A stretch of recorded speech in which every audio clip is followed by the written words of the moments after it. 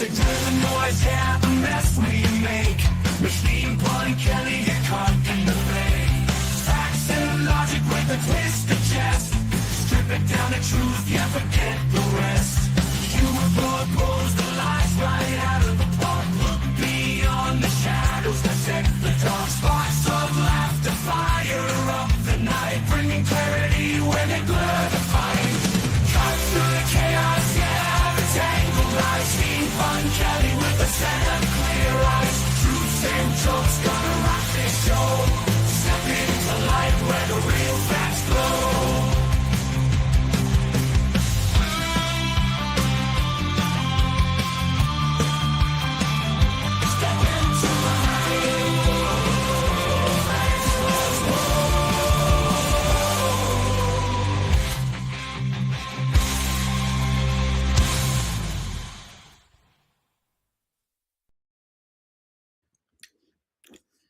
Have you ever tried to dance like Donald Trump?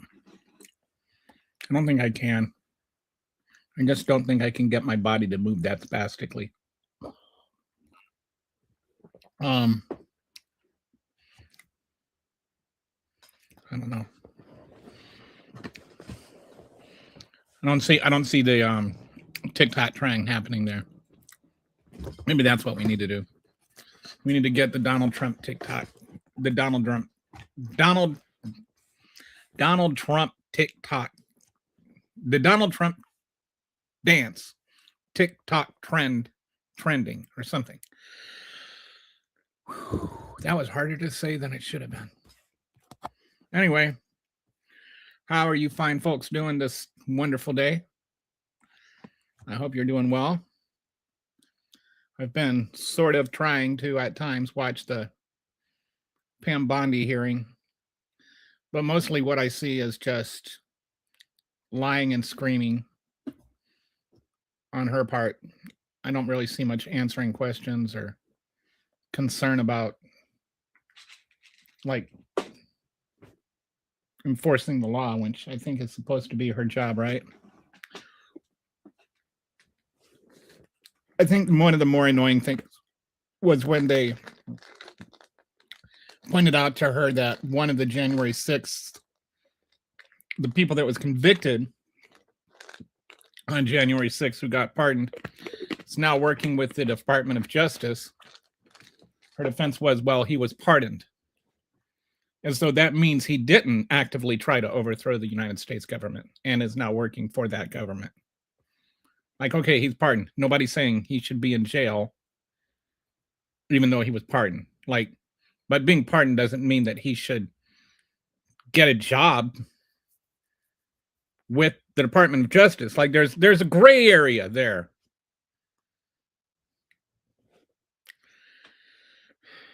Of course, none of the Republicans seem to be pushing back against her at all. They're all like, isn't just Donald Trump wonderful? And then she says, yes, Donald Trump is wonderful. And then somebody says, well, you know, what's going on with the Epstein files? Why do you have to yell about Donald Trump? Why do you have to get angry? Why do you have to be mean to Donald Trump? This is just the unhinged sycophantry that I have come to expect from the entire current rendition of the Republican Party. So you get what you pay for. And by Jove, the billionaires paid. They paid a lot of money to get this. So yesterday, I had a bunch of people on the right that wanted to talk about sanctuary cities and sanctuary states. And I've been hearing this a lot. So today I did a bit of a deep dive into sanctuary cities, sanctuary states. What does it mean? What doesn't it mean? What are some of the misrepresentations? Hang on, I'm going to clean my camera here. What are some of the misrepresentations about it? Is it illegal? Like, what does it do? All that kind of stuff. So if you're on YouTube, there is a link to this deck. And if you're not, I'll just drop this. I think it should be on the other everywhere else I'm streaming to too.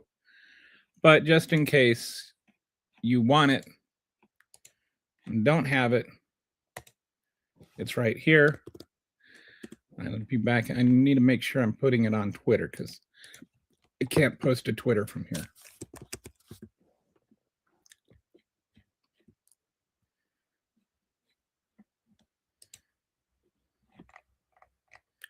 So 1 second here.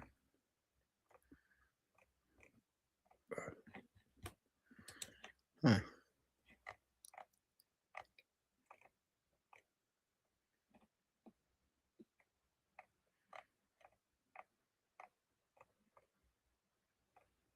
Well, don't see where I'm at on Twitter. I don't know how to get to where. Anyway, sorry. Hopefully you've got it. So anyway, let's talk about sanctuary cities and states, what they mean, what they don't mean, what you've been lied to about. I know that there's going to be some people that are going to look at this and they're going to say, oh, he's lying again. No, this is not the lying. Just because it contradicts what you have been told does not mean that I am lying. It means that I am correcting the lies you have been told, which is why I have made this deck shareable. On the deck, let me just share this screen with you so that you can understand what I am saying, because some people seem to never grasp things. Okay. So is it sharing? So right here, this is the deck. And if you look down here in the speaker's notes, there are links and citations. You can even lift it up like that. So see, detailed in AIC report, and it's got a link right there. And you can open that link and download that PDF. And that will confirm that's the source material. That's the original source. As much as possible, I go back to the original source. There shouldn't be any confusion. But just in case you don't know how links work, you just click on them and then they open up a page. All right. So everything is confirmed. Everything is backed up. If you don't know it, that doesn't mean I'm lying. It just means that maybe you're wrong. Maybe you've been misinformed. All right. Hey, Bathy. OMF God. I hope that's a good OMF God, but we'll see. All right. So let's just start going through this. I'll get to comments as they come in. Sanctuary cities and states, facts, mechanics, data, laws, and misrepresentations. All right. So what is the we'll start with the definition and overview. The definition and overview is a tolation.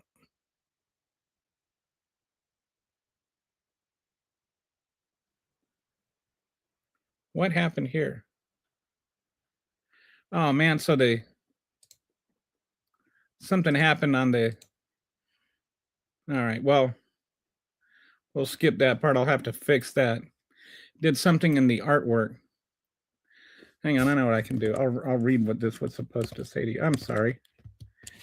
This is what happens when you rush. Oh, well, I'll just do this. I'll just skip through it. Okay.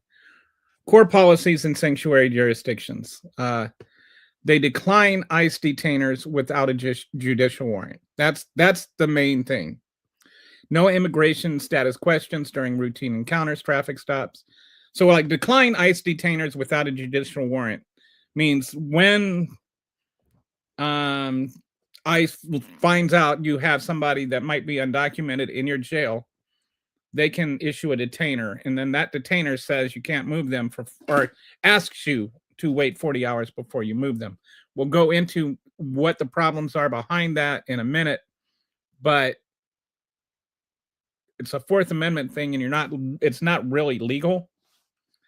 And so places with sanctuary policies say they decline to honor these ICE detainers without a judicial warrant. And then usually there's exceptions for violent offenders. There's no immigration status questions during routine encounters. So if somebody makes a rolling traffic stop, they don't ask them, are you a citizen? No use of local resources for federal enforcement, e.g. not deputizing local police as ICE agents. And still allow info sharing on serious crimes, focus on community trust. We'll get into more about what all of that means. But these are the core policies. These are the things that make somebody a sanctuary city. I think that there are some misunderstandings that somehow there's like opposition to ICE, or that police are fighting ICE or something like that. No, they're just not being directed and controlled by ICE. What sanctuary policies do not do. Sanctuary policies are frequently misrepresented as extreme or dangerous. I'll go into details about that and why that is just empirically false. Most common claims are factually incorrect. We'll look at the 5 biggest misunderstandings one at a time. Okay, claim. First claim is misconception number 1. Sanctuary policies prevent arrests or prosecutions for crimes. Hang on one second. All right, so we got some comments here. It's a new world since my father was tortured to death and my identity was stolen. Yowzers, I'm sorry. The clowns on the left and jokers on the right work together to sacrifice Jesus Christ. Okay. Congratulations with Elon and his tiny home, America. I don't know what that means. The Black Panther left and Black Panther right are not worth fighting for. Okay. There's absolutely no such thing as justice or good people. Okay. Grow up, mind your business. I don't know what that means. Afternoon kitties. All right. So that was a whole lot of reading with only one comment worth reading, to be honest. All right. So let's go back to this. Oops. Let me hide this comment so it's not blocking anything. Okay, misconception number 1. Sanctuary policies prevent arrests or prosecutions for crime. Claim sanctuary cities let criminals walk free and refuse to arrest or prosecute them. Reality is sanctuary policies only limit cooperation with federal immigration enforcement. Local police still arrest, charge, and prosecute people for every state local crime. Full stop. So they're not letting people that, commit rape go because they're illegal immigrants. They're still arresting and prosecuting rapists, whether illegal immigrants or legal immigrants or native citizens or whatever. Sanctuary does not affect DUI, theft, assault, murder, drug, or any other criminal cases. Example, someone commits robbery in Chicago. They're arrested, prosecuted, and sentenced, normally regardless of immigration status. So this idea that they're letting violent people go because they're illegal immigrants is just wholly false. Misconception number 2, sanctuary policies make people immune from deportation. Again, this is not true. If you're in a sanctuary city, ICE can't deport you. That's what the claim is. The claim is if you're in a sanctuary city, ICE can't deport you. The reality is ICE retains full authority to arrest, detain, and deport removable non-citizens anywhere in the U.S. Sanctuary policies do not block ICE from obtaining judicial warrants or conducting enforcement actions. They only mean local jail cells. Police will not assist unless there's a warrant or a serious crime exception. So what happens is when you're due to get out of jail, They let ICE know that you're getting out, and then ICE can send a request that you hold on to them for 48 hours. And unless there's another crime they're being charged with, it's actually against their Fourth Amendment rights. Whether they're citizens or not, these apply, and this has been adjudicated. That you can't hold them legally. And this is not just a semantic matter. There are places that have been sued and lost because they didn't let people go that they were supposed to let go. And so then this costs the taxpayers that city money. So all it's saying, all sanctuary cities are doing is actually following the Constitution. ICE can and does still make direct arrests in sanctuary jurisdictions. I'll get into more the differences there, but just so you can understand what's happening versus what is being claimed. All that's happening is they are following the Constitution instead of honoring this request, which, by the way, is a request, not a law, from ICE. And they're doing it to protect their taxpayers, not to protect the illegal immigrants.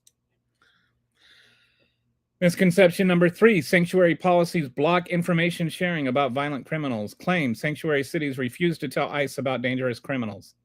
Reality, most sanctuary policies explicitly allow and many require sharing information about people convicted of serious or violent felonies. For example, in California, SB 54 carves out cooperation for assault, murder, rape, child abuse, etc. Many cities continue to notify ICE of high-risk individuals. And 8 USC section 1373 only sharing of immigration status. Most jurisdictions still share custody release for serious charges. So 8 USC section 1373 is the statute that the federal government is trying to use to say that sanctuary cities are illegal. And that says you have to share the status of illegal immigrants, which they do, but they don't have to share other things like the address or the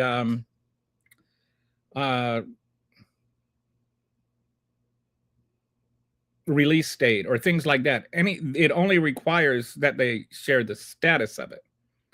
And they do share what they're supposed to do. They don't share what they can't. Because again, there is a Fourth Amendment. Misconception of 4, sanctuary policies increase crime. Sanctuary cities are more dangerous, they say. Sanctuary cities are more dangerous because criminals know they won't be detained, I guess. Reality, multiple peer-reviewed studies show no increase in crime rates. In fact, many find similar or lower crime rates in sanctuary jurisdictions. 2017 CAP study showed 35.5 fewer crimes per 10,000 people in sanctuary counties. A 2020 PNAS, no detectable effect on crime after adoption. So there have been multiple studies that show there's actually a decrease when you adopt sanctuary policies, and there's been 0 studies that show there is an increase in crime when you adopt sanctuary policies. And I did double check because I wanted to make sure that these were being carried, apples being compared to apples and oranges being compared to oranges. So they include things like number of immigrants in the city, the size of the city, urban versus rural, all of that kind of stuff. And across the board, sanctuary cities actually decrease crime. And later in the show, in the slideshow, I'll show you why and how that happens. Because I know it's counterintuitive. You're like, oh, these people are illegal. How can crime go down? Well, because it does. Misconception number 5, sanctuary policies violate federal law. Sanctuary jurisdictions are breaking federal law by refusing to cooperate with ICE. That's the claim. reality. Federal courts have repeatedly ruled that sanctuary policies comply with federal law. 8 U.S.C. Section 1373 does not require honoring detainers or sharing operational details. Pritts versus the United States says feds cannot commandeer state local officials. And this is interesting. This Pritts versus the United States, in case you don't know what it is. This was a law passed in 1997 that said that this was in conjunction with the Brady Bill and gun control legislation. And it asked sheriffs to do things until they could get something on board, until they could get things rolling right. They asked sheriffs to actually implement these, certain gun control policies, and a couple of sheriffs sued and said, you can't do that. The federal government cannot require local governments to enforce federal law. And they won. And of all people, Justice Alito is the one that wrote the opinion on that, and he made it in no uncertain terms that you cannot require local law enforcement to enforce federal laws. That goes against the very principle of federalism. And Sandra Day O'Connor wrote a concurring minority opinion that agreed with it, but had slightly different reasoning behind it. But both of them agreed on the fact that this is, federal overreach. Federal government cannot tell local law enforcement to enforce federal law. And so what they're doing now with, trying to make sanctuary cities illegal is they're trying to tell local law enforcement that they have to enforce federal law. So different parameters, right? Different sides.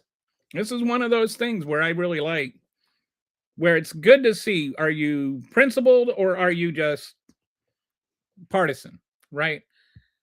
If you don't think that the federal government can tell local law enforcement to enforce federal gun control laws, then you shouldn't be arguing that the federal government can tell local government to be enforcing federal immigration law. It's the same principle. It's the same thing. Okay. You will be deported in the earnest. I don't even know what that means. All crime is down across the U.S. Yes, I'm not talking about whether crime is down this year or last year. I'm talking about when they tracked for years before and after sanctuary policies are adopted. And when sanctuary policies are adopted, crime falls. I'm not just talking about 1 year. There's a big difference. Okay.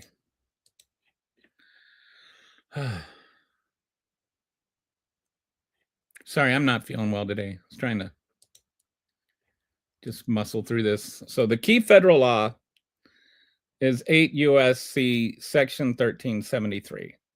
The text prohibits local governments from restricting employees from sharing information regarding the citizenship or immigration status with federal immigration authorities. So one of the key words here is restricting. And the other key word here is status. So if there is a police officer, if there's a sheriff in, Bastrop County in Texas, and they arrest an illegal immigrant for, doing a rolling stop or something, the state of Texas cannot make it a law that he cannot report to ICE, hey, we've got an illegal immigrant here. They can't do that. What they can do is not make it a policy that he has to. And what they can do is make policy that he can't share private information of the detainee. They just the immigration status is all that they can share. So The narrow scope. This is and this has been through the courts. This is what the courts have said. This is not what I am saying. This is not what Democrats are saying. This is not what MSNBC is saying. This is what the courts have said. Only about the status info. It does not require honoring detainers, sharing release dates, or operational cooperation. The interpretation court's rule does not preempt sanctuary policies. So,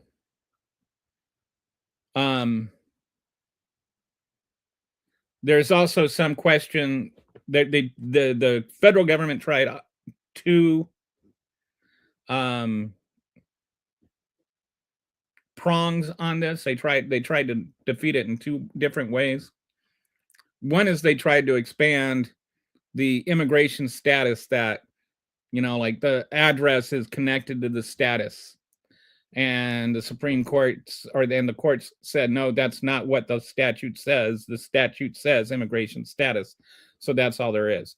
Then there's also another angle that they tried where if the federal government and the local government, if the state law and the federal law are in contradiction, the federal law trumps, no pun intended, the local law. But that is not universally true. And in this case, it is not. It actually isn't. Most of the time, it's not true. And in this case, it is not true. It can be true, but not here. And again, the courts have already made this determination. This is not my opinion. This is the court's opinion. It does not regulate private actors. It limits preemption power. So this also, if the sheriff calls and asks for some, and tells them, this just says the sheriff can. It's not. It's just protecting the sheriff's right to call and ask them. That's what sanctuaries are. That's what this law is doing. It's not saying that the sheriff has to. It's saying that the sheriff can. So then this is like the sanctuary law in California. It was passed in 2017 and effective as of 2018. It's a statewide sanctuary law. It prohibits state and local agencies from using resources for immigration enforcement. Example, no status inquiries, no detainer withholds, no detainer holds without a warrant. So if there's a warrant, they will withhold them. But they need a warrant. It can't just be a letter, please hold on to this guy. And there's reasons for that, and we'll get into that. But this is a law passed by the state of California, and it's a law that has been upheld by the courts. They do allow cooperation for serious violent offenders. So they are not protecting rapists and murderers, as the right wing would have you believe. They're turning those over to ICE. They're holding them, and they're waiting for ICE to come and pick them up as long as they can. Sometimes, and we'll get into this in a bit, ICE doesn't show up on time, and then they have to let them go. The purpose of this is to protect public safety by building trust. And there's no conflict with 1373. We'll get more into the public trust aspect of things in a minute. Some of these things overlap, and so it's hard to know how to piece them together.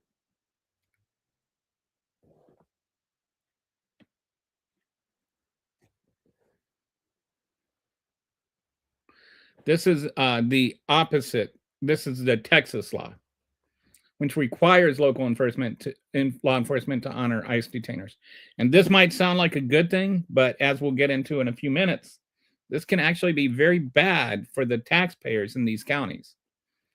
Penalties for noncompliance, criminal charges, fines, removal from office, challenged in courts, parts upheld, but detainers still voluntary under federal law. And 2023, they updated it to create state crime for illegal entry, re-entry, blocked by courts as unconstitutional. So this is part of where we really need to get into how things are working, why it's not constitutional. The 10th Amendment reserves power not delegated to the feds for states' people. Prince versus the U.S. feds cannot commandeer state officials for federal tax. That's what I was talking about before. The sheriff said, no, you can't make us do these background checks while we wait for you to get, up and running. We don't have the manpower to do that. You can't tell us how to locate or how to allocate our local police force to do federal work. And Scalia's opinion is that there's dual sovereignty, states, not unpaid federal workforce. They are not paid by the federal workforce. They should not be enforcing federal law. And the exact same principle applies with ICE. It applies to immigration. Feds can't force locals to enforce ICE detainers. All right, court rulings on ICE detainers. This is where the rubber hits the road. This is really where the conversation needs to be around, and it's totally ignored by the media. It's ignored by the right, and sadly, it's ignored a lot by the left. A detainer is a request, not a warrant. It's just saying, can you hold on to them? And it's holding without probable cause is actually a violation of the Fourth Amendment. The Fourth Amendment does not apply to citizens. The Fourth Amendment applies to people. And it has to apply to all people because it doesn't apply to all citizens if it doesn't apply to all people. Because all you have to do is claim somebody is not a citizen. And then if they're not a citizen, then they don't have due process. Then you can do whatever you want. You can deport them. You can deport citizens just by claiming they're not citizens. This is the stupidity of the whole citizen versus non-citizen argument, is there is no way to distinguish between citizens and non-citizens if you are saying that something only applies to citizens and not non-citizens. Because whatever doesn't apply to not non-citizens applies to you immediately if the arresting officer decides you're not a citizen. So some of the key court cases: Gonzalez versus ICE, neutral review required within 48 hours, restricted routine detainers. Galarza versus, and again, these, if you want to look at what these cases are, and the links are in the speaker's notes in the deck that's linked. So Galarza versus Salzik, U.S. citizen wrongly held, localities liable.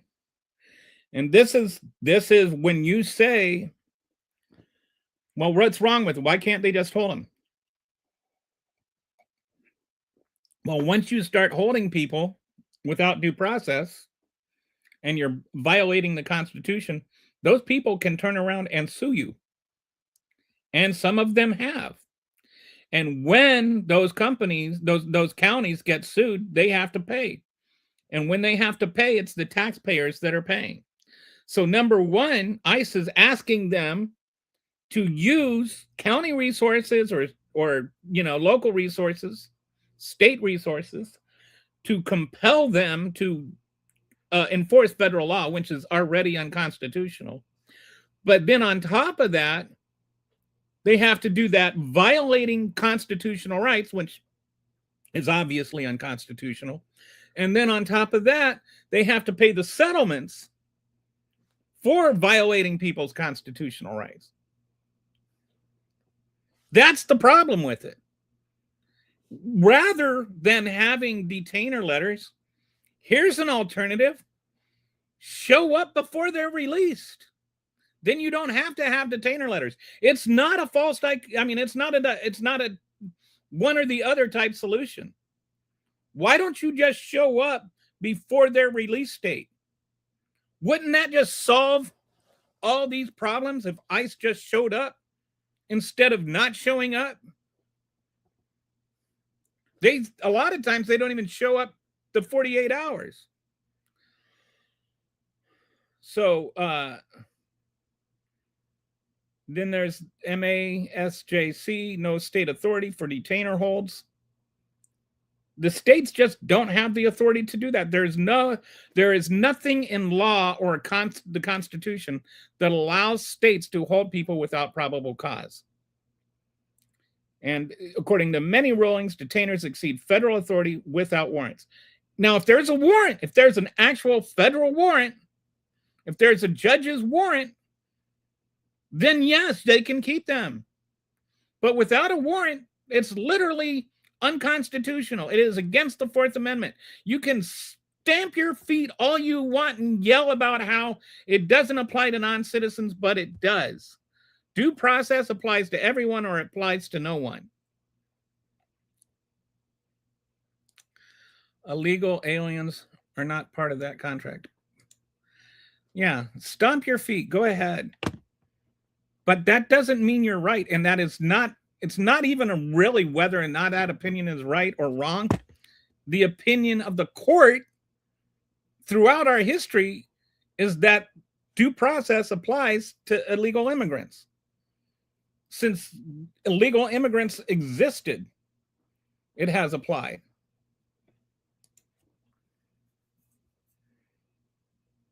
What, are you kidding me? Because probable cause. Apparently you never been to a court of law, because all they say is I had a reasonable suspicion. Okay, Billy, I don't think you're understanding what's happening here. These are people that are being released. They've already served their sentence. And they're required by law to be released once their sentence is served. There has to be probable cause of another offense that is being charged. That's what the whole thing, I mean, like, let's try and be honest and have a real honest discussion here. Somebody, you know, gets busted for something and they have to do 30 days in jail. And they do their 30 days. And after their 30 days are up, ICE can't, like the local jail can't hold them until ICE gets there. Unless ICE calls them and says, hey, this guy is wanted on suspicion of murder. Can you hold on to him? And then here's the judge's warrant. And then that warrant means they have to hold on to them. I've been arrested 100 times. There's no such. Okay, well, I don't even know what you're. I think if you've been arrested 100 times, that is not something to brag about. That's not the own you think it is. They give you bond if you can pay it. Yeah. Yeah, this has nothing at all to do. What you're saying has zilch to do with the conversation. Okay, so illegal immigration is not something that, again, illegal immigration is a federal offense. Local states cannot be required to enforce federal law. I thought we went through that. Please try and keep up, people. All right, so this causes a resource drain and liability for locals. They have to pay for the extra detention. ICE doesn't reimburse them for that. They take up space in the jail. They take up guards' times. They take up police times. All of that is stuff that the county has to pay in taxes. That means that, you know, that comes out of your property taxes. That comes out of your sales taxes. There's a resource shift. Officers, jails tied up on federal tasks, less for local crime. So it's not just the money; it's also the time and the personnel that are allocated, right? So every time you've got somebody being occupied by trying to, you know, maintain this extra detainees, that's somebody that's not out on the streets preventing crime. So then maybe you have to hire more people, or else you are less able to actually fight the actual local crime. Another thing is ICE is not always showing up for these. And even when they're notified. In 2025, California prisons notified ICE of 11,231 releases. ICE only picked up 5% of those. So ICE wants to make it sound like these people are just walking free because they're not being notified. They're not being picked up because ICE isn't showing up to pick them up. Right now, there are 1.5 million people across the country that are released because ICE never showed up to pick them up. And that goes back to the beginning of ICE. This is a decades-long problem. And again, this is a 10th Amendment right. Like, you cannot tell local governments how to enforce that they have to enforce federal law. All right. What about, the crime? So there's no link to higher crime. Many studies show lower or similar rates. 2017 CAP study showed 35.5 fewer crimes. 10,000 in sanctuary counties. 35.5 fewer crimes per 10,000 people in sanctuary counties. That's 65.4 fewer in large metros. And I found that really fascinating. The trend is even larger in large metro areas, in the big cities like Chicago and Los Angeles, than in the small towns. You're going to have crime drop faster in big sanctuary cities. You know, the ones that Trump is sending the National Guard to drop crime.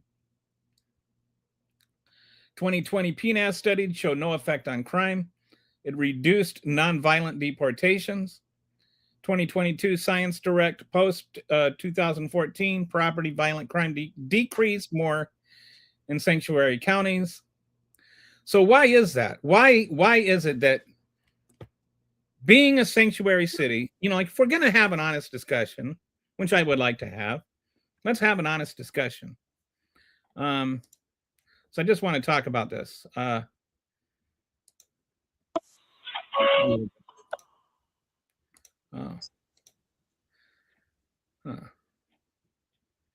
go back.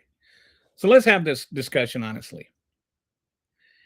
When you have sanctuary cities, then what happens is that you have honest people. And I know that you've been programmed to think that anybody that ever crossed the border illegally is like a vile, disgusting person with no respect for the law. And is not just somebody that's actually just trying to not get murdered by cartels or something. I know that's the way your MAGA brains are programmed, but that's not the case. A lot of people that cross the border illegally are crossing the border illegally because they don't want to join the cartels. And that's why the cartels want to murder them. And they're good, honest people. They're, you know, when the choice is between your child dying and crossing an imaginary line without permission, it's a pretty moral choice, right? Would you rather have your child die than commit a misdemeanor? Would you commit a misdemeanor to save your child's life? That's what they did. And I don't have a problem with that. So a lot of them are, you know, apart from, you know, committing this heinous crime of walking across an imaginary line, are otherwise good people. They work hard for a living. They teach their kids not to be bullies. They, you know, have barbecues and make incredible food, and, you know, they tend to start businesses at a higher rate than native born Americans. They're actually really, really good for the economy. But anyway, when they see a crime, they might want to report that. But if reporting that crime means they're going to get deported, they tend to not report that crime. When there needs to be a witness testimony and they can safely provide a witness testimony, they will provide that witness testimony. But when doing so will result in getting sent back to some country where they're going to be murdered by a drug cartel, they're going to think twice about that. Like, these are real things that they really think about and really have to go through. But these are not considerations that MAGA wants to consider or think about honestly. So what happens is, when you have sanctuary cities, they are more willing and able to cooperate with local police. And because they're more willing and able to cooperate with local police, it ends up causing crime to go down. The non-violent border crossers report violent felons, and then those violent felons go to prison. I don't know if you're able to absorb that through the MAGA hat, but that's what's happening. And it's not just an opinion. It's not a theory. It's a documented fact. When cities have these sanctuary policies, they have lower crime rates.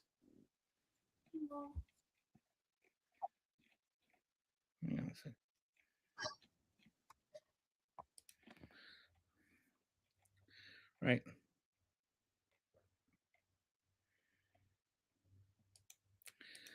Illegal immigration is against the law, just like trespassing is standing in one place on a sidewalk.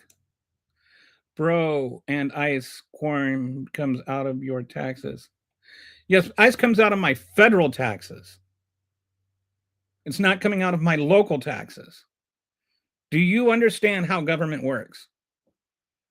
The local taxes and the federal taxes are two different kinds of taxes that are masked by two different legislative bodies and are enforced by two different administrative bodies.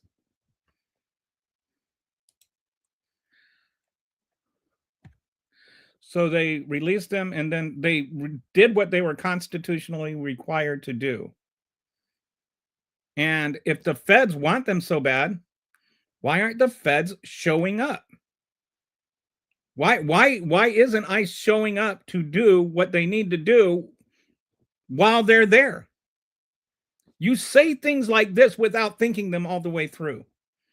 Is anybody preventing ICE from coming there before, instead of sending this letter of detainer? This is one of the most shocking things to me, is that they actually, the percentage of people that they're picking up is down in cities while they're running about the city causing panic and havoc. So they're sending 6 people to beat up one autistic woman who's an American citizen. And at the same time, they're not showing up at a prison 3 blocks away to pick up detainees. So why don't they just use those 6 people to go pick up detainees instead of beating up autistic women? Like, it's not as simple as you make it sound. It's not they're being prevented from doing anything. The only one stopping ICE from picking up detainees is ICE. They can just do it 48 hours earlier. That's all they have to do. I know you won't respond to that, because MAGAs never respond if you actually point out the flaw in their argument. They're incapable of intellectual honesty.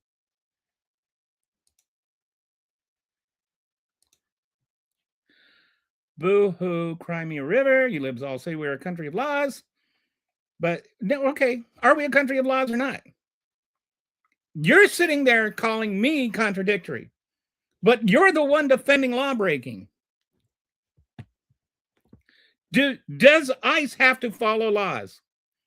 Does the Trump administration have to follow the Constitution? Or is it only illegals that have to follow the laws? Yes. Oh, you weren't here yesterday, but yeah, I went into CoreCivic and Geo, and how much money they made, and how much money they gave Trump. Actually, yeah, and your numbers are pretty much spot on. Yeah, but that's exactly right. The detention centers, we talked about this and then there's something called iron triangles. One of the things that's interesting is Pam Bondi. I think she used to work for CoreCivic or represent CoreCivic. And Tom Homan has financial ties to Geo. So there's something called an iron triangle where you have people in Congress, lobbyists, and the government administrative agencies. And they just kind of circulate between those three things, the same three people. And they just, while they're in Congress, they pass laws that favor the lobbyists for that particular industry. Then as lobbyists, they ask for these laws and fund Congress and give them all kinds of donations. And then they get the laws for them. And then once they've been lobbyists for a while, they go on to work in these government agencies that protect the firms that they work for. So it becomes this big, huge thing. And what you're seeing with Geo and with CoreCivic is an iron triangle. Nice. Melania. Your husband's turn to dishes tonight? I don't know what that means. Does ICE have to follow lies? I don't even know what that means. Did not know about the iron triangle. Yeah, the iron triangle is really, this was more of a like conceptually, it was more talked about in the 80s, and it was with GE, General Electric. There was don't remember if it was a Pulitzer. I think it was a Pulitzer, but there was a documentary on GE and how they were an iron triangle. It was really, really fascinating. Just how this same group of people. And so it's like you look at Pam Bondi and you look at Boiled Ham, and there's some other people too that are all kind of caught up. They're just circulating around, and they all make money off of these detention centers. It's about 52 minutes in. Iron Cross. That's a Skippy. That's a Skippy answer. All right. Iron Triangle is like Allen's Van Allen's belt. I don't know about Van Allen's belt. I don't even know who Van Allen is. But yeah, iron triangles are interesting. You should look at those. All right, so let's go back to here. So I noticed that none of the MAGAs are talking are acknowledging the reality that sanctuary cities have lower crime rates. Oh, and they also have higher wages. Misrepresentations overview. So this is how the right, the MAGAs, the Trump supporters, the right-wing nut jobs, redundant. This is what they would have you believe. Common right-wing claims about sanctuary policies. Each of these is frequently repeated in media, political speeches, and social media. You'll probably see more than a few of them appear in my comment section on this very stream. Reality, most have been debunked by data, court rulings, or basic policy mechanics. Today, I'm going to examine the top 5 claims one by one, just for you. Okay, claim number 1. Sanctuary policies protect criminals. Claim sanctuary cities are safe havens for rapists, murderers, and gang members. Reality, sanctuary policies do not prevent local arrests or prosecutions. Most sanctuary laws explicitly allow cooperation with ICE on serious violent felonies. 2020 PNAS study, sanctuary policies had zero detectable effect on deportations of people with violent convictions. So people with violent convictions are no less likely to be deported in sanctuary cities or sanctuary states. I want to say that again, just in case you didn't hear it the first time. Sanctuary policies have zero detectable effect on deportations of people with violent convictions. So the next time somebody says that, you can tell them, no, that's not true. And the next time you say it, you should say, oh, wait, that's not true. Violent offenders are still handed over in sanctuary jurisdictions when they meet the serious crime hold threshold. What is not being turned over is people that made rolling stops. Claim number 2, sanctuary cities defy federal law. Sanctuary jurisdictions are breaking federal law by the claim sanctuary jurisdictions are breaking federal law by refusing to cooperate with ICE. The reality, 8 U.S.C. Section 1373 only prohibits restricting sharing of immigration status, not release dates, custody dates, or detainer compliance.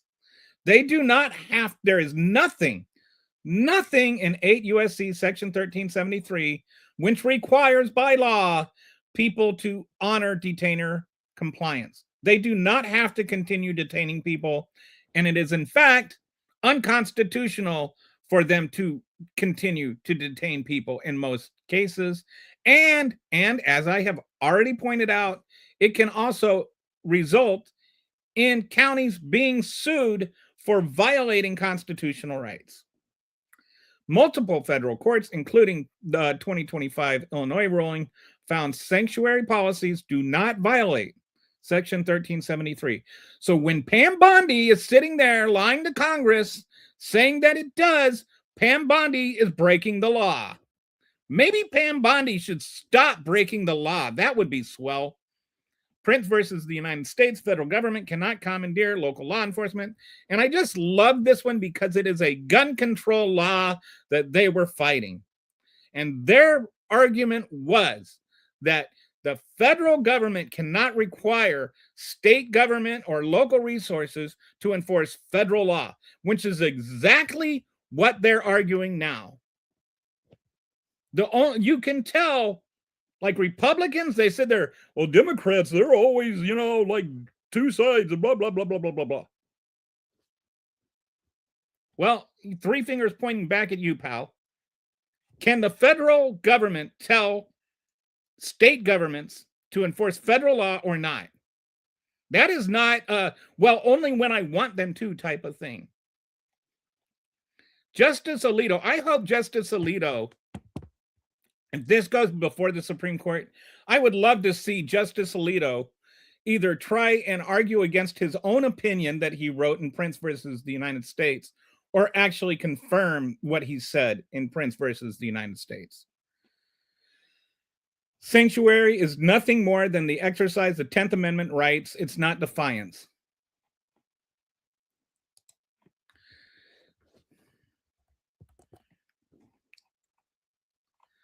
Okay, let's proof. We never went to the moon. It's 2026 and NASA still can't be. I don't even know what that is. That's ridiculous. Then who put the reflector there? The Russians. Brett, is he only an hour in? He is only an hour in. Yeah. So I don't know. So yeah, we've got a fake moon landing person in here. And he's not even the most irrational person. All right.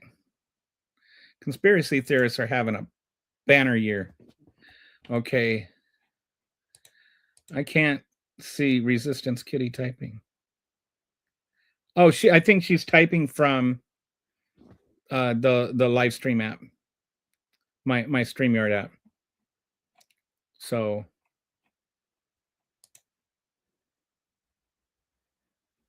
yeah, she's the black box there beneath me. I'm not saying she's beneath me. I'm just saying that her little picture is beneath me. I aspire to be Kitty. Oh, she types in the YouTube. Okay. All right. So that's right. When you type in here, you show up as me. Okay. All right. So let's go here. Sorry. Got to get rid of Brett there so that we can see the screen. Claim number 4, sanctuary cities use your tax dollars to help illegal immigrants. Taxpayer money is being spent to protect and support undocumented. This is the claim.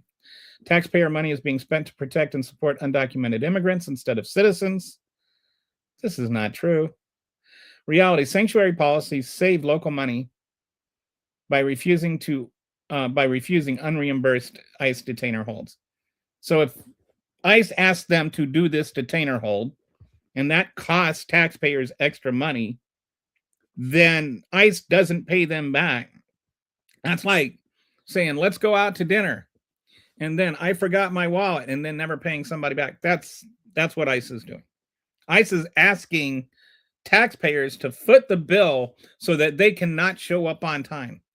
Again, I do not know how to make this clearer. If ICE just showed up before they were released, all these problems would be solved. There would be zero issues. None whatsoever if ICE just showed up before they were released. I don't know why they can't do that.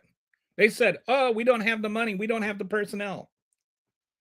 But then they got billions of dollars and more personnel. And they've got people like beating up citizens 6 blocks away. So what's your excuse now, ICE? Why is the percentage of people that you're actually picking up going down instead of up? Tom Homan says, oh, this is an unprecedented level of cooperation. Well, because you're cooperating. Minnesota was always cooperating. There is not a single case of Minnesota or Minneapolis not turning over detainees to ICE. ICE just wasn't showing up. Now ICE starts showing up, and then it's like, oh, we've got unprecedented cooperation. That's because you're finally cooperating. Sanctuary policies save local money by refusing unreimbursed ICE detainer holds. Local jails bear lawsuit costs when they violate the 4th Amendment by honoring detainers. When ICE doesn't reimburse for that either. ICE says, go ahead. Hold on to these people for us unconstitutionally. And so then they hold on to the people unconstitutionally. ICE shows up. And then they get sued. The county gets sued. ICE is like, man, that's too bad. And the taxpayers have to pay for the detention, and the taxpayers have to pay for the lawsuit. And that means that all that money doesn't go to local crime prevention, instead of having those same police officers act as unpaid ICE deputies. No sanctuary policy provides special benefits or welfare to undocumented residents beyond emergency services everyone receives. So this is a bunch of nonsense. Claim high profile cases prove sanctuary policies are dangerous. This is one of the things they love to do. They try to take certain incidents like Kate Steinle cases like Kate Steinle shows that sanctuary policies let dangerous people go free and kill Americans. And this is just a generalization fallacy. If you have to use fallacies to make your argument is really fallacious, like literally. Reality, anecdotal tragedies do not override aggregate data. The overall trend is not debunked by a single isolated case. You know, it's just like the you can't. I don't like it when anytime there's some sort of violent crime with political ties, whether it's right or left, to smear the entire right or left with that crime. And I don't like the way that people rush to make it the other side. And like, for instance, there was the guy that shot the representative in Minnesota. I can't think of her name. And it turned out he was this anti-trans hater that like went to Africa and preached anti-trans stuff. And, you know, then the left tried to make it out because he was anti-trans, and the right tried to make it out.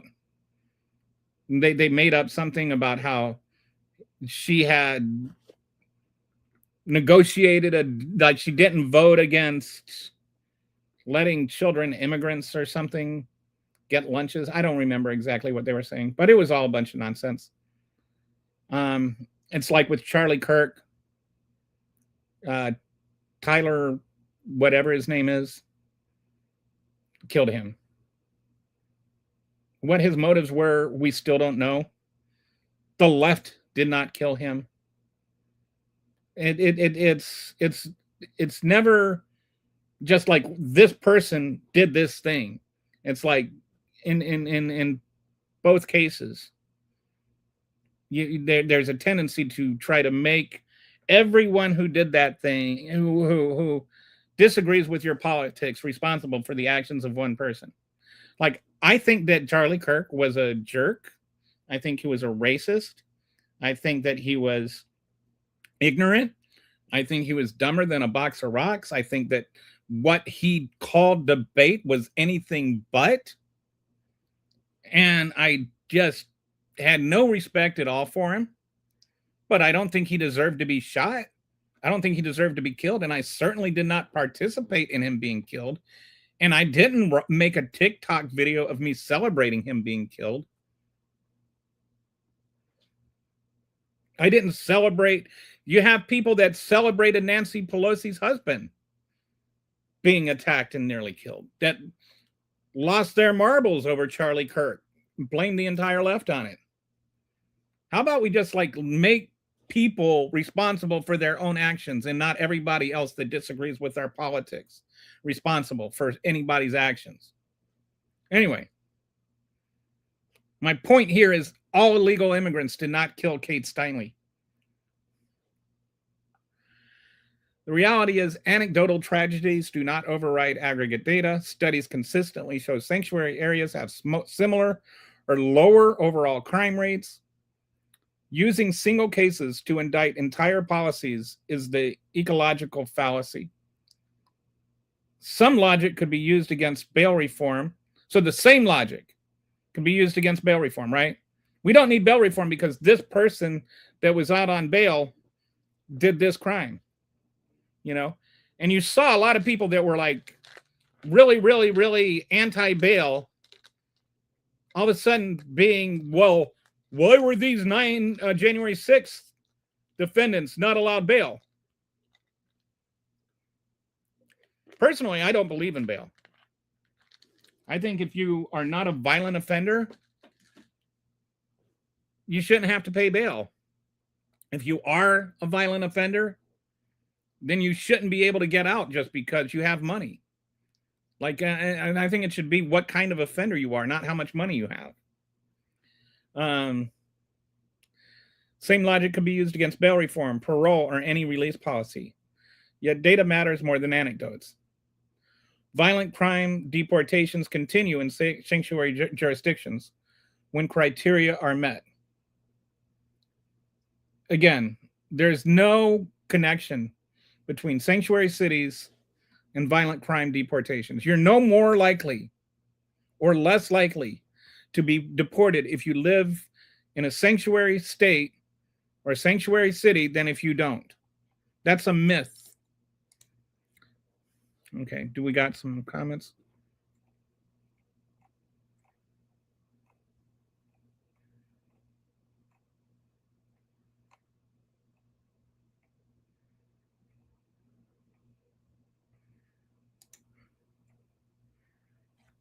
Oh, wow. You're in the horizontal stream.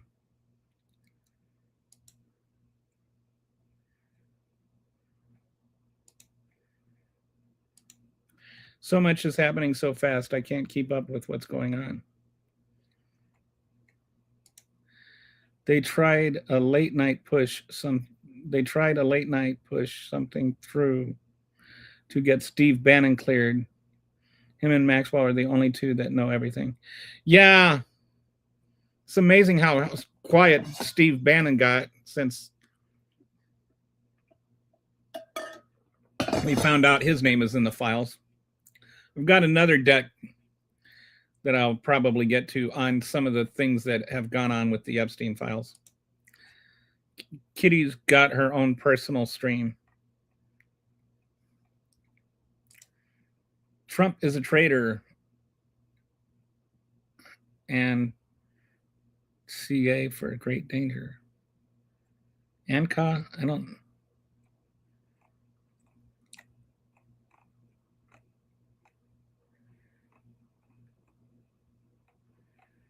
Where did we go?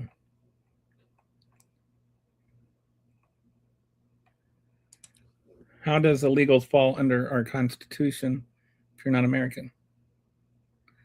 Because, Daryl, what's to prevent you from being called an illegal? First,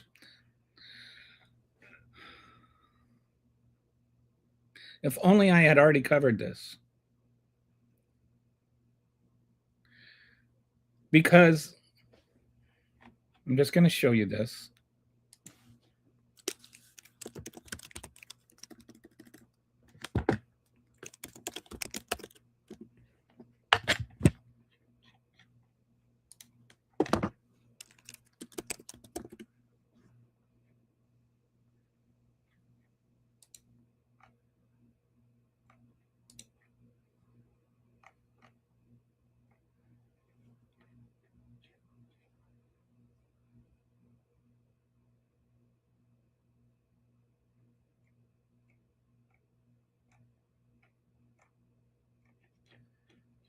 The Fourth Amendment says the right of the people to be secure in their persons, houses, papers, and effects against unreasonable searches and seizures shall not be violated. It does not say the rights of citizens.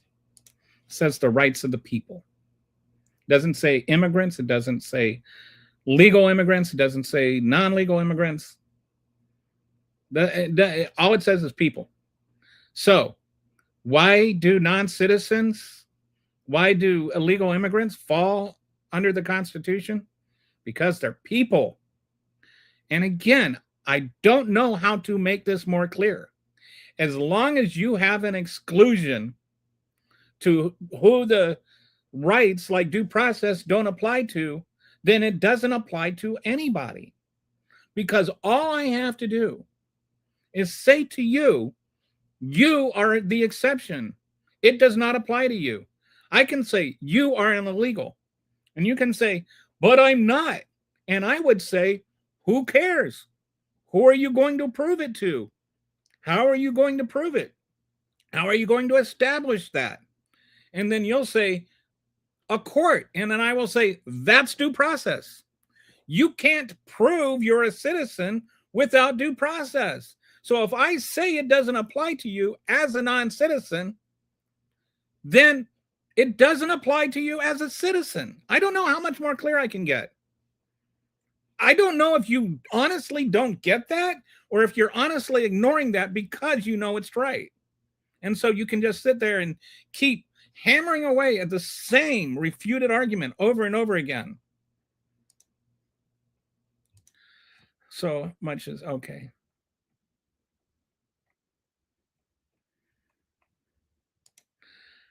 I skipped over the jokes about Kitty's stream. Trump is a traitor. Oh, okay. Just got the dates last night. DOJ filed a super rare motion to dismiss Steve Bannon's contempt of Congress conviction. Oh my goodness. They're trying to like undo that. I thought he was already like done serving his time. They're trying to just make it go away now. Wonder if this has to do with his mentioning in the Epstein files. Wonder if he's going to talk if they don't do something, but I'm glad it failed. They also tried to indict those 6 congressmen.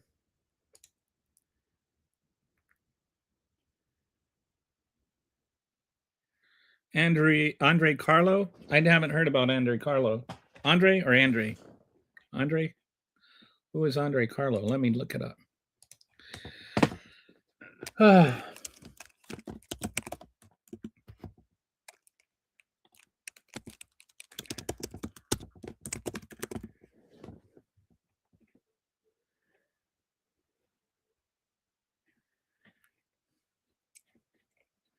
Funny how all these people that wanted to talk about the sanctuary cities yesterday are suddenly very, very quiet about it.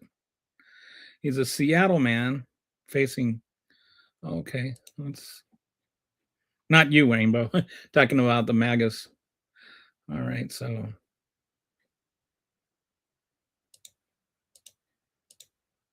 All right. Is this the right? All right. Here's what I found on Andre Carlo. He's a Seattle man facing multiple crimes, hate crimes for attacks on trans women.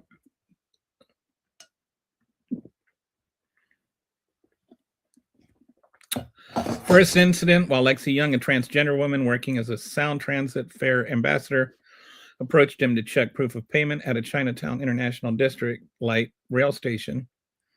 Carlo allegedly called her a slur and told her, put some brass in your voice, then punch her in the face unprovoked. He was convicted in that case and is scheduled for sentencing in March. Second instance, while out on bail, Carlo allegedly attacked another transgender woman in Seattle's University District along with a group of men. The victim suffered broken teeth, a bruised and swollen eye, and abdominal pain. The group called the victim a drag queen and told her to take your makeup off before kicking and punching her. Carlo was arrested after a 5-hour SWAT standoff at his apartment. Carlo has 13 felonies and 13 gross misdemeanors on his record, including assault, possession of a stolen property, harassment, disarming a police officer, and attempting to elude. Over 30 arrests spanning more than 20 years. Sounds like a real nice guy. His trial on the second hate crime charge began early in February 26. During trial, new evidence emerged from a jail cell in which Carlo repeatedly expressed hatred towards gender people, saying things like, if I didn't hate trans people before, I do now. And I think Trump should kill them.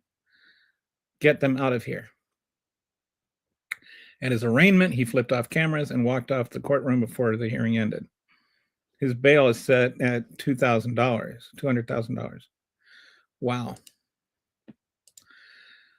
I'm just curious if he's got a GoFundMe yet. Because that sounds like the kind of thing that the MAGA community would love. Chances are Adderall. That's the question, and then left. Oh, Daryl. Yeah. There. I accidentally called him Adderall. If you cross the border illegally, you are a felon, dumbass. No, you are not actually a felon if you cross the border illegally. You know who's a felon? Guess who's a felon, Glenn? Guess who's a felon? You can do it. Go on. I'll let you give me the answer. I'll let you know. I woke up this morning and to find out the shocking 38,000 mentions of Don's name is now over 1 million after oversight. Reviewed the mostly unredacted files. Somebody super high is deleting. I was thinking about this yesterday. If I had $1 for every time that Donald Trump is in the Epstein files, I'd be a millionaire. Think about it. Insanity and Babylon is fire. I swear, if they don't say he's guilty after not only 2 testimonials, camera footage, and his violent crime history, I think I'd lose it. Yeah, I mean, I don't even understand. I think he must be closeted. I think he's that kind of anger only comes from like self-hate. Like, I think he actually is attracted to trans women and hates himself for it, and so he attacks them. I mean, just based on my understanding of human nature, that kind of hatred doesn't come just by accident. It comes from repression and self-hatred. It is definitely 100% has something to do with the Epstein files. Yeah. It's so funny. He was like so vocal about the Epstein files until his name appeared in it. The Second Amendment was made for the government. Talk to your friends and neighbors, the one in the service, any American will hate these people. There are 3,000 files. Find the names near you.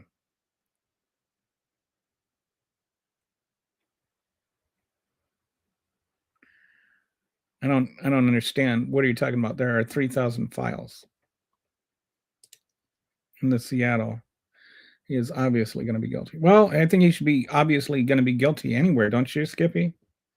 Like, when you go all around beating up people because they're transgender, that's a hate crime. Does it matter how many times Donald Trump's name's in the file? Nothing's going to happen. Does it matter to you? I mean, whether anything happens to him or not, like, I think that I don't recall. I think you've been here before. I don't recall which side of the aisle you're on, but does it matter to you?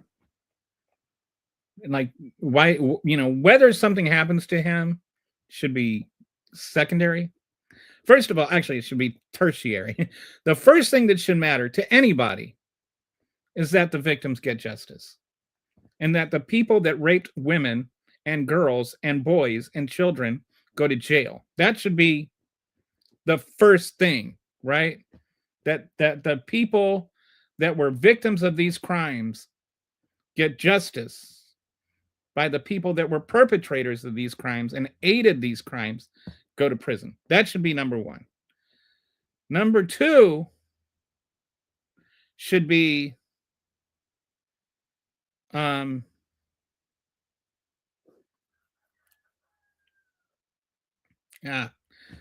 lost my train of thought. Anyway, that should be the first thing, is that people get it. Whether it's Donald Trump's name's in the file, I think that matters too. Whether Donald Trump did anything or not, he is the president of the United States. And if he did things, we should not be just tacitly letting him cover up things. Like, we should still say, this is wrong. Even if he gets away with it, does not mean that it's wrong or that we should just allow it. God has nothing to do with Donald Trump. We are the laughingstock at the world. Have you not seen the Olympics? The entire world is booing J.D. Vance. Did you not know that? Donald Trump, being the real man he is and everything, does not have the courage to stick his head outside anywhere other than here. If the Clintons did anything, they should be in trouble. Yes. As I have said, I don't know why you feel like this is some sort of gotcha. Anybody who aided or raped these children, anybody that either raped these children or aided the rape of these children, belongs in jail. If Bill Clinton did it, if Hillary Clinton did it, if Joe Rogan did it, actually Joe Rogan seems to be the one person, I don't know if you saw this. Joe Rogan is the one person admitted who was in the files that was like, he's in the files because he refused to meet with Epstein. And all he did was Google Jeffrey Epstein. Like they were asking him if somebody was trying to get him to meet Epstein. And he's like, who's this Epstein guy? Because contrary to what people think, most people really had no idea who he was in like 2014, 2015. It wasn't until his government-assisted suicide that most people really found out who he was. And it wasn't until last summer that people really knew who he was. But anyway, in like 2016 or something, they were trying to get Joe Rogan to meet with him. And then Joe Rogan's like, who's Jeffrey Epstein? And he Googles Jeffrey Epstein. He's like, I don't want to meet that guy. I don't want to have anything to do with him. And so he never met with him. And so that's why he's in the Epstein files, is he is in the Epstein files for not wanting anything to do with Jeffrey Epstein. So I think that if there's anybody in there that gets a pass, it's Joe Rogan. But yeah, if Bill Clinton did something wrong, he should go to jail. If Hillary Clinton did something wrong, she should go to jail. I don't know why Republicans keep using this as like some sort of whataboutism. If Donald Trump either raped children or aided the rape of children, should he go to jail? Yes or no? Without mentioning Bill Clinton, can you give me an answer to that?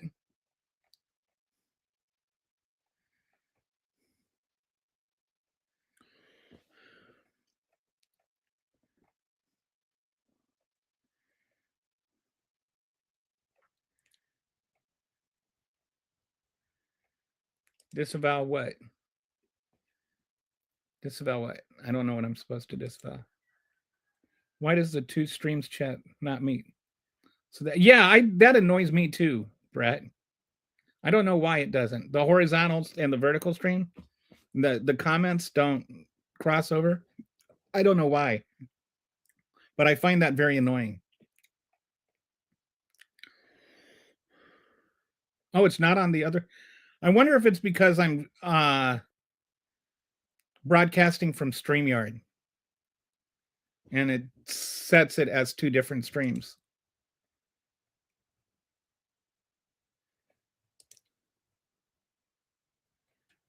Yes, Trump has definitely ensured that. If I hear that, all my overseas friends, if they're not making fun of us, they're making fun of him. This idea that Joe Biden was this big embarrassment to the world and Donald Trump is like celebrated, like that is only if you watch Fox News. Nobody engaged with reality thinks that.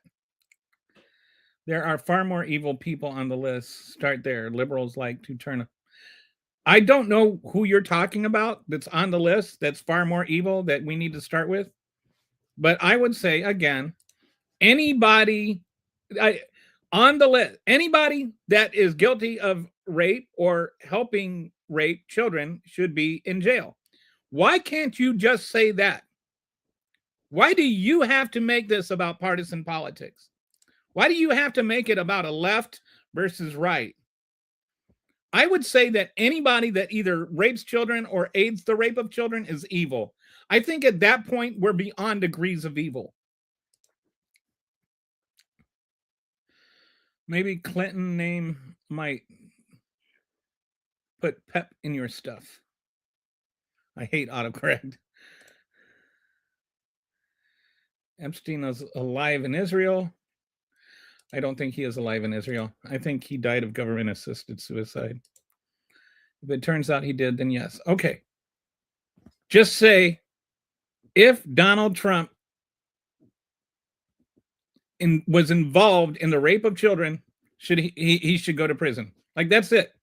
Like, why can't we just leave it at, like, I can say unequivocally, if Bill Clinton raped children, he should go to prison.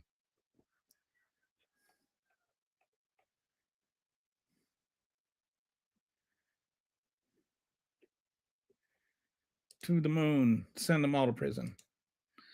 They can never just say yes or no. Never happen. They can't. It's always got to be, at best, a sort of, well, if he did, then yeah. Like, just not unequivocally, though.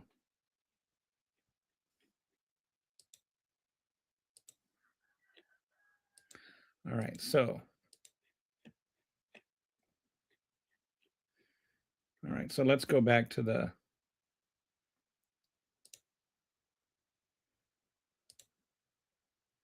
Let's go back to this.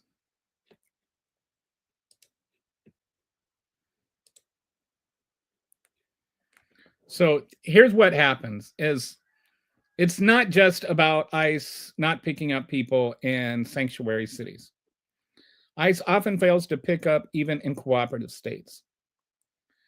In California, in 2025, prisons notified 11,231. ICE picked up 5% of those. So of the people that California, good old sanctuary state California, let ICE know about 11,231 illegal immigrants who are being released. ICE picked up 587 of them. 18% of the ones in Orange County, they didn't show up, even though they were serious offenders. They were violent offenders. All right. And this is while ICE was in Orange County, that while ICE was in Los Angeles, running around, violating people's rights, kicking up sand and causing trouble. Why couldn't they just show up to the prisons to arrest the people that they were supposedly looking for instead of chasing kids off of buildings to their death? Why is that? Like, honestly, please think about that. Think about this rationally instead of just reflexively arguing and reflexively defending everything Trump and ICE does. Why don't you ask the question, if this is who they're after, why aren't they showing up to pick these people up? Nationwide, the release rates are down 3% in 2026 so far, but detentions are up to 70,000. They're detaining more people. But the percentage of people that they're actually showing up, these violent offenders that they're showing up to get, the percentage of that has gone down. Why are they using all these detention facilities and all these ICE agents and everything to go and chase after people that aren't violent offenders and not getting the violent offenders?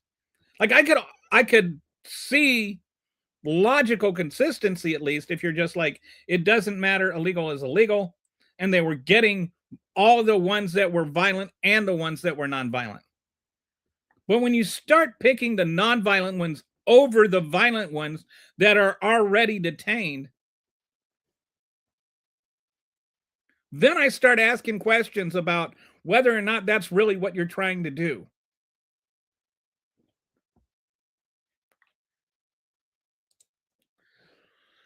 So, just thinking about this, I've told this story before, but I have a friend. He's still here. Fortunately, he got his immigration status worked out, but he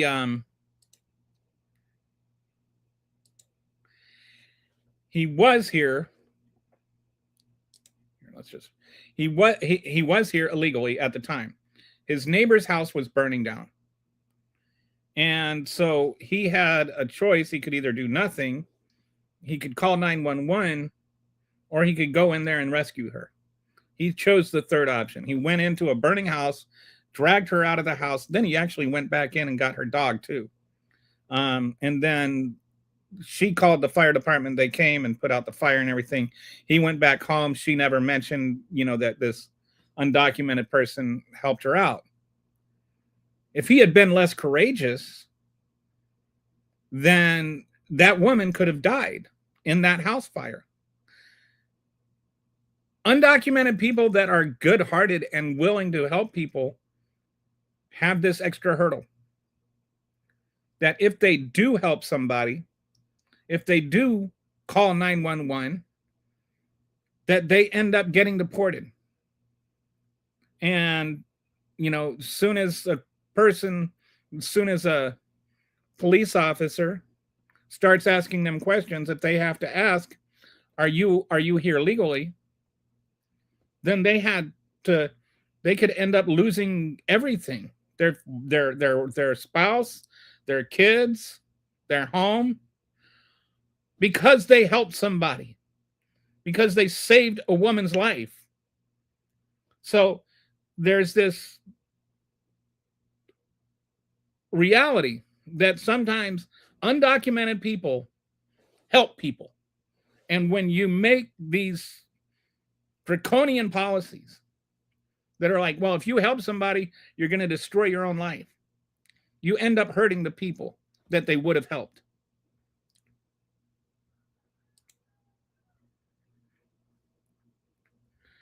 So this is why you have things like violent crimes go down when you have sanctuary policies in place. It's because people that would help can help. So just overall, just to recap, sanctuary equals federalism. It's about safety, not defiance. The laws allow limits on cooperation, and there's no laws that, like California does not prohibit cooperation. The laws are not the way that the right would have you believe. The laws are that on the side of sanctuary cities and sanctuary states. The laws that are being upheld are the sanctuary laws. The federal government laws, I wouldn't even say the federal government law, the current administration's interpretation of the law is what is getting struck down. The law is on the side of the sanctuary cities. The law is on the side of the sanctuary states. Crime is better in sanctuary cities and sanctuary states. Wages are higher in sanctuary cities and sanctuary states. There is a deliberate attempt by the right to have these misrepresentations, which ignore evidence and stoke fear. And it's just like, as long as you can yell illegal the loudest, then that somehow makes you right. But the bottom line is policies protect locals from liability. They're not getting sued for violating people's constitutional rights, and they build trust, which benefits everybody. If you can call the police and report a crime without feeling like you're going to destroy your own life for it, you're more likely to call the police and report a crime.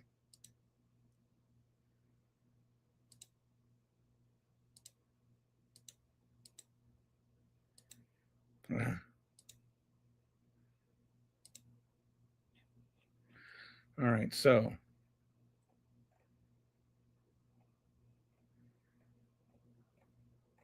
let's go back here.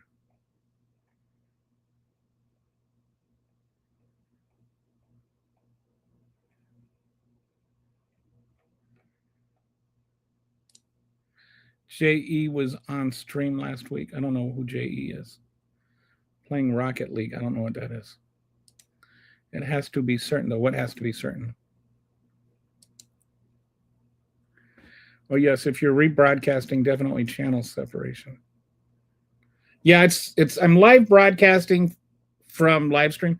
I have two Facebook. I broadcast to my Facebook channel and my Facebook page and the two YouTubes and the Twitch and the X and the Substack and to my Substack and to Instagram. But most of the comments come from YouTube. Brunel died the same way. I don't know what we're talking about there. My logic would dictate start with the most mentions in the files and then go back. Yeah, I would think that being mentioned over 1 million times should at least be problematic to someone.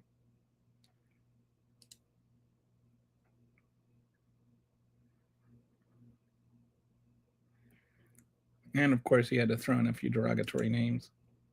I have a question too. Who stands to gain from having Americans arguing with other Americans? Well, I've mentioned this many, many times. Um, the most elite class says that's why. As long as you have poor Americans and middle class Americans arguing with poor Americans and middle class Americans, then it's like the people that are writing the laws and benefiting from the laws and writing the tax code and benefiting from the tax code, nobody's paying attention to them. If you're scared of illegal immigrants, you don't have to be scared of the billionaire class. And the billionaire class is the ones that's actually hurting you. Moon Putin. Hey. There's a whole conversation about the moon and Putin. Putin is not in the Epstein files. My wife is 10-year visa. Was on a 10-year visa. Can she get citizenship?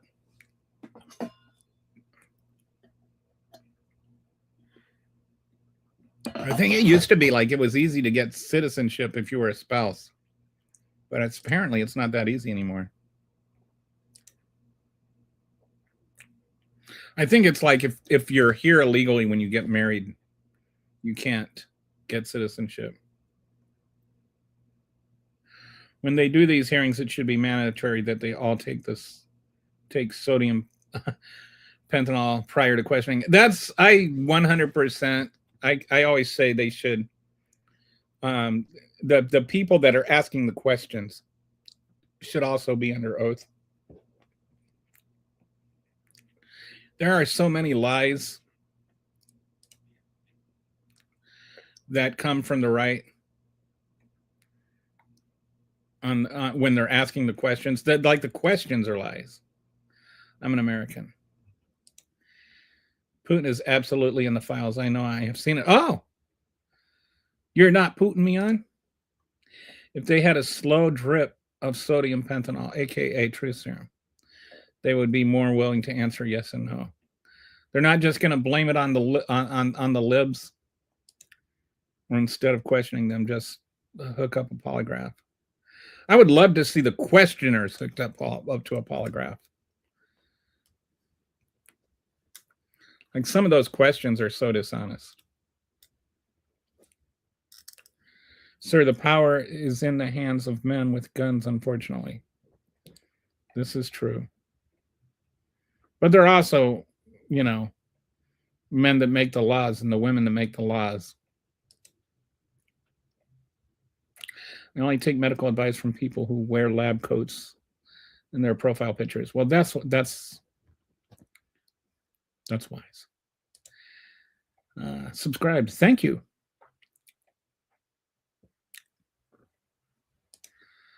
As a U.S. citizen, she can't hold property in Vietnam. Oh, I see. So she doesn't want to become a citizen because then she would lose her Vietnamese citizenship, or at least lose some of the rights that go along with it. Interesting.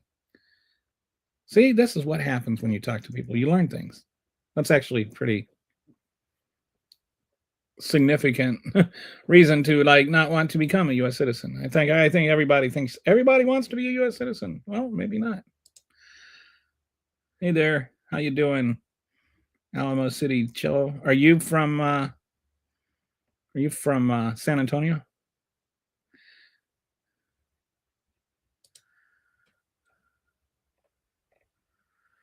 I don't know. You saying you're gay, or are you saying I'm gay? She loves America.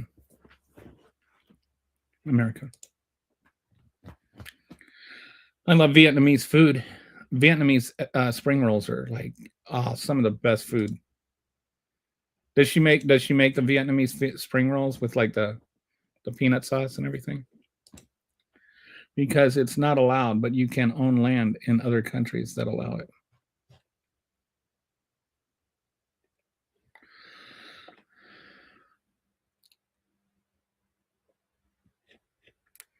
Yes, she does. Oh, is that why you married her?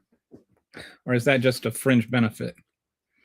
Those are so, if you've never, and you guys, if you've never had Vietnamese spring rolls, you're missing out on some really good food. That's why I say, look, if it weren't for immigration, America's food would be so boring. Our food, what makes America great is one of the things that makes America great is we have the greatest food.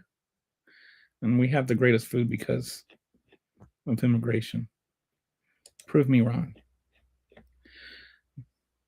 No, I married her because of the way she looked at me. That sounds like love. When I was watching the halftime show, and the way that married couple, the couple that were getting married, were looking at each other,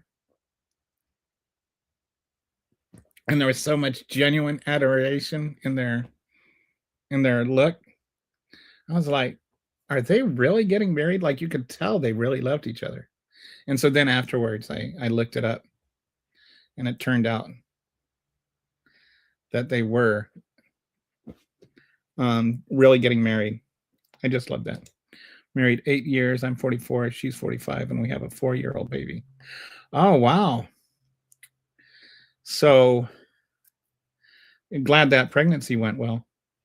I know when you get into the 40s, it's not always an easy thing.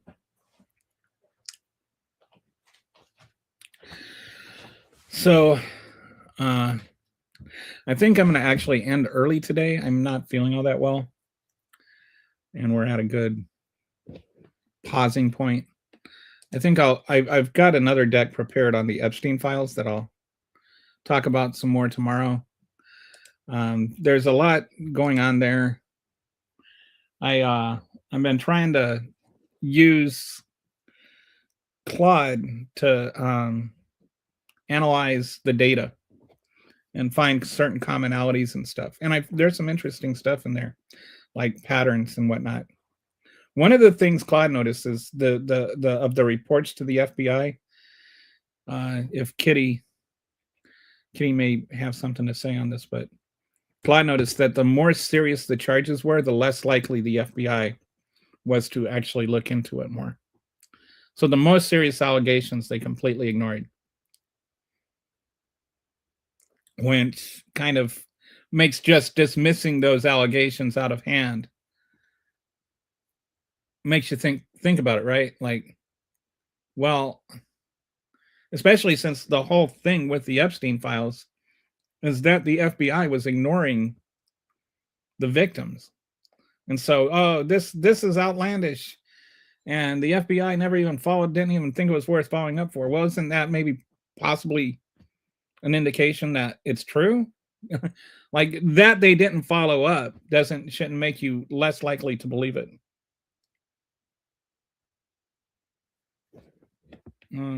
I disagree. I haven't seen Claude hallucinate facts. And I always, whatever I use, I always ask for sources. So I don't, like I always say, I like to use AI for research, but I don't like to use AI as research. Like, everything you find in AI should be, like you should eventually go back to the original sources, which is why, like, even in my slideshows, I make sure that the original sources is verified there. So I think that any AI can make mistakes.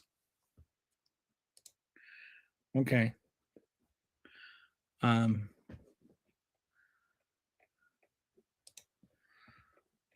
just saying I haven't noticed it. I work with LLMs professionally too, so I'm not a programmer or anything. I'm a trainer. People have asked what I do for a living. That's what I do. I teach LLMs how to LLM or whatever you want to call it. I review the results in various ways. So anyway, I think I'm going to end here. Oh, it will. Well, but I always ask for the actual link. Like I always verify that that source says that thing.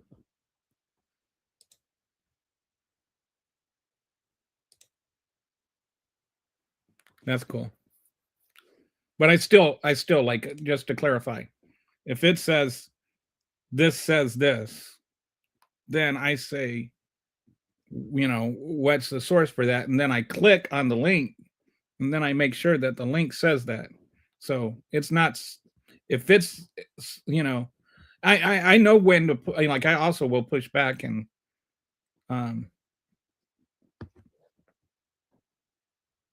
if it'll sometimes Claude will correct itself, but so will Chat GPT and so will Grok, and I think all of them do make mistakes.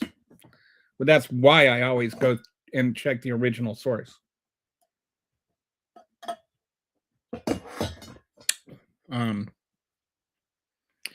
Anyway, I am also going to go, and have a good night, Brett. I will talk to everybody later.